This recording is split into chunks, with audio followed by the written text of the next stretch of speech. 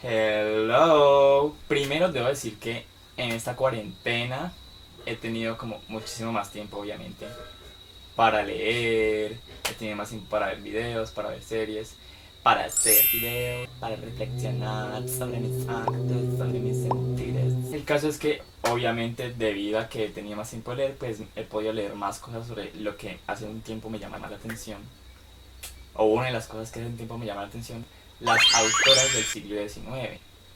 Que ellas, o sea, ellas me tienen así enamoradísimo, así tragado, tragado como no está tragado de nadie. Y mi historia con ellas comienza hace un tiempo, porque yo pues comencé a leer hace, no sé, unos 5 o 6 meses. Comencé a leer un libro que hablaba sobre la vida de Chopin, que era pues fue un, un músico y compositor francés y pues una persona con la que estuvo mucho tiempo involucrado, digamos que sentimentalmente, fue una escritora reconocida como con el nombre de George Sand. Y yo la verdad al final de terminar, o sea, después de leerme el libro, yo quedé muchísimo más intrigado, extrañamente, por George Sand que por el mismo Chopin. Quedé como súper, necesito saber más de ella, necesito saber más de ella, necesito saber más de ella. Entonces a partir de eso, yo busqué, digamos que yo creo que como cualquier persona ya hoy en día, busqué o en Google o en YouTube, puse en el buscador George Sand, y entre los primeros videos me salió un video de una señora que me cayó súper bien, me cae súper bien, o sea, es lo mejor, que se llama Ana Caballé. El video se llama George Sand, la vida que escogió vivir o eligió vivir, no estoy seguro.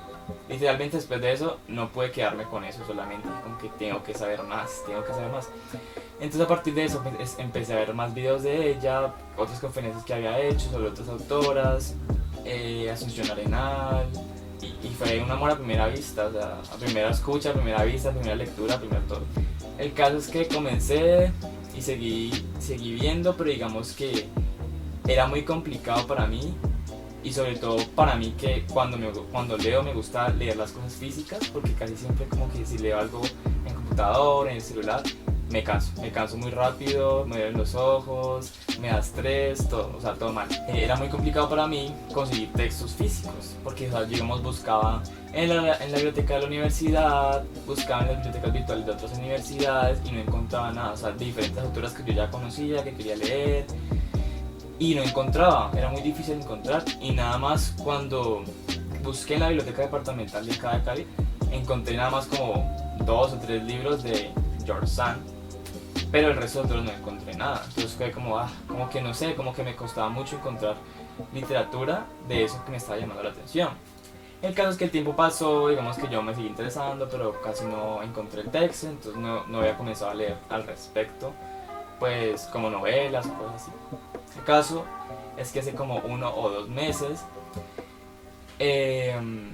fui a una boda de un primo, fue súper bien, todo chévere, me encontré con otros primos en Bogotá, y allá me encontré con un primo que se llama Rafael, le decimos Rafa, y él estudió literatura. Entonces fue como que de una cuando surgió el tema comencé a hablar con él sobre eso, sobre que no, que me llaman la atención las autores del siglo XIX, pero que casi no había encontrado textos, que no sabía qué hacer, que estaba ahí como en el limbo. Y entonces él quedó como, supongo que con eso en la mente. Y luego de que pasé el fin de semana allá, cuando ya me iba a ir, pues nos encontramos otra vez con mi primo Rafa, con mi hermano, con los tíos, y fuimos a comer. Y pues ya era el último día, ya después en la tarde ya nos íbamos a ir de Bogotá, volvíamos para Cali. Y entonces, ya cuando me iba de la casa de ellos, llega mi primo y me da esta joya, Laura Constancia y una venganza, que es una colección de novelas de Soledad Acosta Samper. Yo en ese momento no conocía a Soledad Acosta Samper, no la conocía. Cuando me di cuenta y me habló más o menos el de qué era, yo dije no, o sea, aquí le dio justo en el clavo, eso es lo que es. Porque a ver, es una autora del siglo XIX, es además una autora colombiana y es además pionera en movimiento feminista en Colombia. O sea, es una de las pioneras del movimiento feminista, sobre todo en relación a derechos laborales, a intervención intelectual, todo ese tipo de cosas. Entonces fue como, o sea, fue todo lo que necesitaba leer y me llegó y fue como, o sea, yo en ese momento solo hice una sonrisa, solo le contesté con una sonrisa y pues obviamente gracias, pero en realidad él no entendía lo realmente emocionado que yo estaba en ese momento, porque obviamente no lo mostraba tanto, pero me sentía muy emocionado obviamente por eso, porque era como que marica, o sea, al fin encontré lo que necesitaba, no puedo creerlo, o sea... gracias a Jesucristo. Vamos a iniciar hablando de una autora que ya nombré, que es George Sand, cuyo nombre real es Amandine Dupin.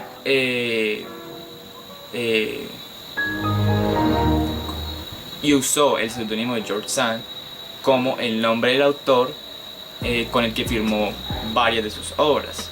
Aurore es una autora de origen parisino que fue criada durante la mayor parte de su infancia por su abuela, que era una mujer bastante culta, muy interesada en la música, en la literatura, lo que claramente influyó en la trayectoria de su nieta. Entre sus obras se encuentran Indiana, Leila, Consuelo, El pantano del diablo y Un invierno en Mallorca. Vamos a hacer un pequeño paréntesis aquí para decir que en realidad esta obra, Un invierno en Mallorca, es una obra bastante cercana a Aurore, porque es una obra que en realidad narra una historia muy parecida a la que ella vivió en el tiempo en que ella vivió en Mallorca, con una persona que ya nombré, que es Chopin. Ella en realidad durante ese tiempo vivió muy distanciada de la sociedad en que vivía porque la discriminaban mucho, la alejaban, en realidad siempre permanecían distantes de ella.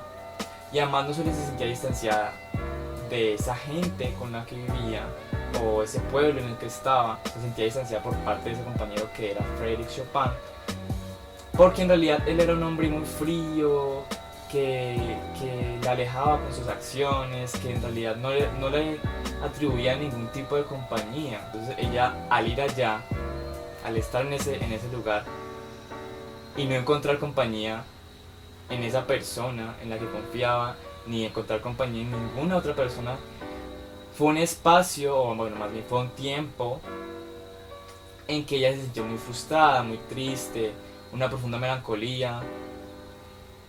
Y pues en realidad, al igual que ella tuvo esa frustración amorosa con Frédéric Chopin, tuvo varias, y a partir de esa frustración y de, digamos, que nunca encontrar o nunca sentirse totalmente llena en términos de relaciones sentimentales, ella nombraba bastante en sus relatos la infelicidad conyugal que era común en las mujeres de esa época.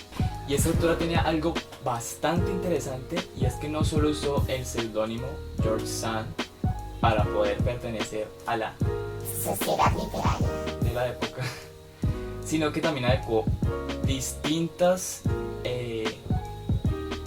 formas de actuar y de vestir que se veían comúnmente vinculadas con la idea de género de lo que significaba masculinidad. Queer Queen simplemente era para ella muchísimo más cómodo ponerse un chaleco, un sombrero, un pantalón, que estar usando miriñaques, crinolinas, corsés y vestidos monstruosamente gigantes. Que a ver, yo no tengo nada en contra de eso porque a mí me encantan los vestidos monstruosamente gigantes. Simplemente prefería eso a todas esas partes de la indumentaria que lo único que hacían era apretar, restringir, no le permiten moverse bien, o sea, eran demasiado aprisionantes. Es que algo súper curioso de ella, y es que decían que ella, el momento en que mayor encontraba inspiración era en la noche. Para una señorita, salir en la noche no era concebido, porque se iba a hablar de ella, que ay no, esa niñita que está haciendo, ¿por qué hace eso? No salga en la noche, las señoritas no deberían hacer eso. Entonces simplemente para ella era más fácil ponerse una chaqueta, ponerse un pantalón, ponerse un sombrero y salir, para poder salir a la hora que quisiera, a donde le diera la gana. Y es que era muy común que estas autoras tuvieran que recurrir a la adquisición de elementos comúnmente designados a lo masculino, porque simplemente les otorgaba unas libertades que no podían adquirir de otra forma. Entonces por eso hubieron muchísimas autoras que escribieron bajo seudónimos masculinos, o si no, bajo nombres de personas cercanas a ellas, hombres, que fue el caso por ejemplo de Juana de Vega, que podría considerarse una de las primeras historiadoras de España, historiadora / historiador. Juana de Vega es una autora que se casó con el general Espoz y Mina y escribió 7 volúmenes de memorias que contaban una cantidad de implicaciones políticas y sociales supremamente importantes y que fueron de suprema importancia para estudios históricos y antropológicos y sociales posteriores. El nombre del general Espoz y Mina fue enaltecido y reconocido por muchísimo tiempo porque se le atribuían esos diferentes volúmenes de memorias porque estaban escritos a su nombre. Nuevas referencias han permitido encontrar que estos no fueron escritos por el general sino por su esposa, debido a diferentes estudios de género contemporáneos. Y es que se encontró por diferentes escritos del general que no le llegaban ni a los tobillos a la capacidad de redacción y a la capacidad intelectual que se demostraba en los diferentes volúmenes de memorias. Y así como Amantín o Juana, hubo muchísimas autoras del siglo XIX que fueron dejadas en el olvido por muchísimo tiempo y se asumió que simplemente durante esta época no hubo ningún adelante por parte de las mujeres a nivel intelectual. Pues no. Concepción Arenal con sus diversos estudios sociales y políticos. Gertrudis Gómez de Avellaneda con la gran variedad de su obra dramática que buscaba cambiar la idea de la mujer romántica que comúnmente se veía asociada con fragilidad y dependencia. Carolina Coronada con su gran capacidad sensible para la escritura poética. Y claro, Sociedad Costa de Samper con su amplia obra lírica y novelística, así como con su constante esfuerzo por la introducción de la mujer a la prensa y a los medios de comunicación. Y es que aquí nos vamos a detener un poco, porque hola, colombiana. Bueno, Soledad Costa de Samper fue una mujer que nació en 1833 en Bogotá y que desde su formación tuvo muchísima más capacidad de decisión y mayor libertad para actuar en relación a otras mujeres del siglo XIX, porque era hija de una mujer de ascendencia sajona cuya cultura era muchísimo más libre y además daba muchísimo más espacio de participación a la mujer que la cultura ultracatólica propia de la época en Colombia. Su obra tiene un repertorio profundamente amplio en cuestión de novelas, cuentos, obras de teatro, participación periodística, estudios sociales, investigación histórica. Sin embargo, su obra, a la par que interesante, fue profundamente ignorada y existieron varios indicios de querer construir una realidad diferente en relación a las dinámicas sociales de la mujer.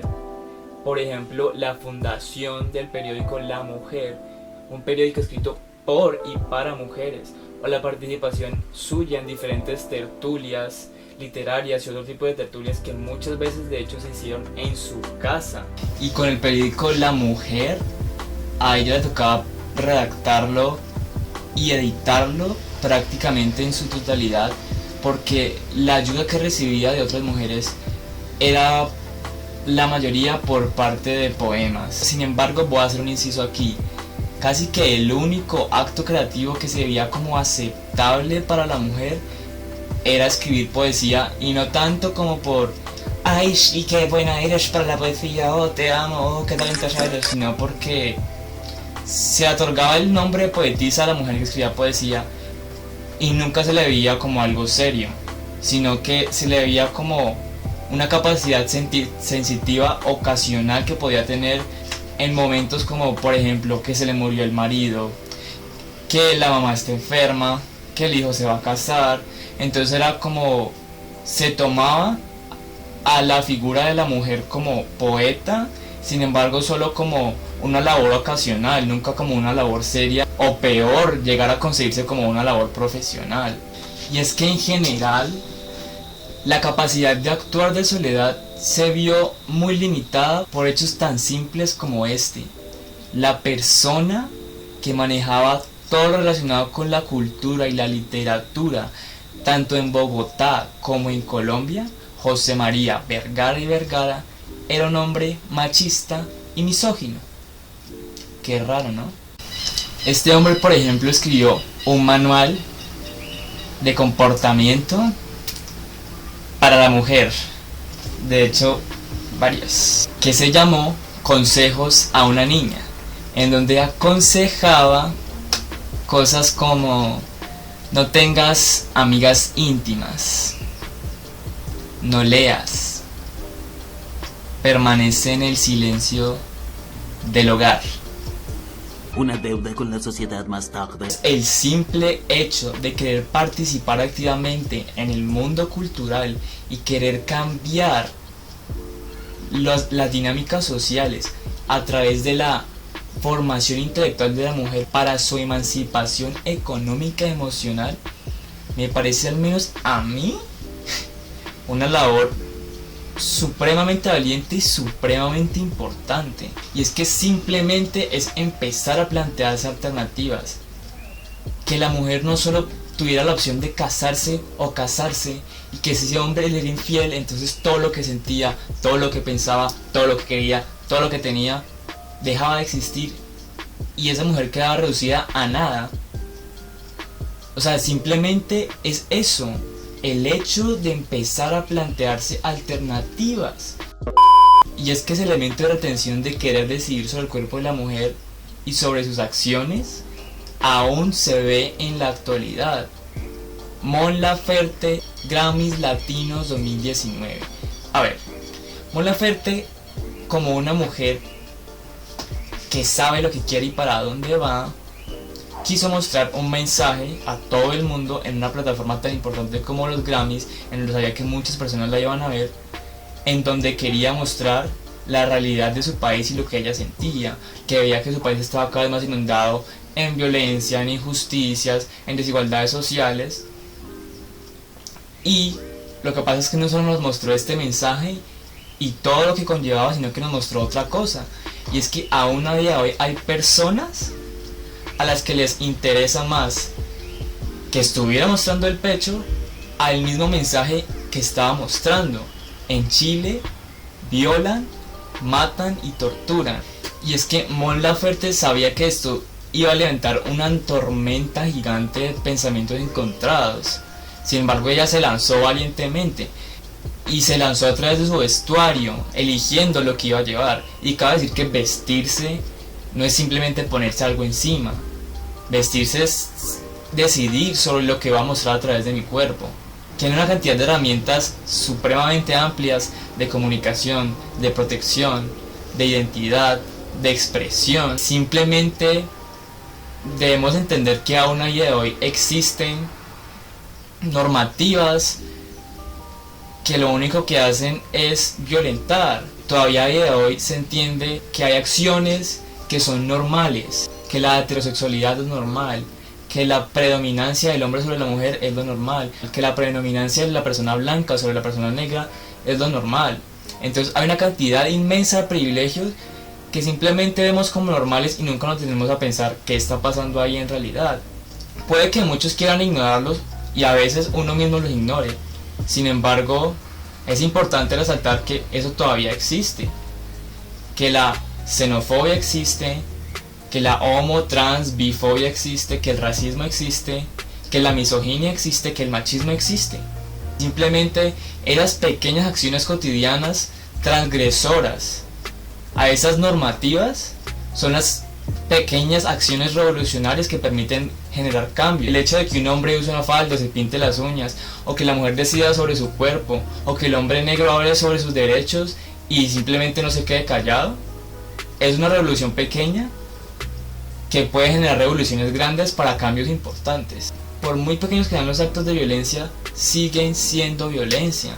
Y no podemos parapetar la violencia con la tradición, porque si fuera por eso entonces no se generarían cambios importantes en relación a la igualdad. No dejes que un montón de paradigmas y estigmas te limiten. Sé como las autoras del siglo XIX. Tú construye el cambio. Besos en el siempre oscuro.